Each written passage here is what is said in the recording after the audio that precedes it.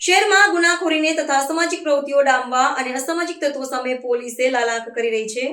અવારનવાર શહેરના અલગ અલગ વિસ્તારોમાં કોમ્બિંગ તેમજ સરપ્રાઇઝ ચેકિંગ સહિતની કાર્યવાહી પણ કરવામાં આવી રહી છે। પોલીસ કમિશનર અનુપમસિંહ ગેહલોત તથા ખાસ પોલીસ કમિશનર વામબાગ જામીર સહિતના પોલીસ અધિકારીઓ દ્વારા અસામાજિક પ્રવૃત્તિઓ અટકાવવા માટે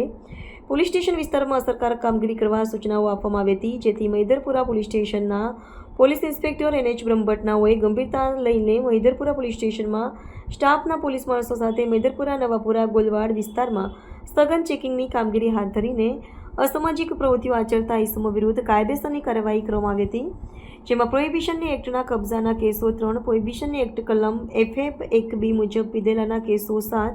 ગુજરાત પોલીસ એક્ટની કલમ 135 મુજબ 2, જુગાર અધિનિયમના કેસ 1, મોટર વ્હીકલ એક્ટની કલમ 207 મુજબના વાહન રિટેનના 9 સહિતની કાર્યવાહી કરવામાં આવી હતી। બીજી બાજુ પોલીસની સઘન ચેકિંગને પગલે સામાજિક તત્વોમાં ફફડાટ મચી જવા પામ્યો હતો।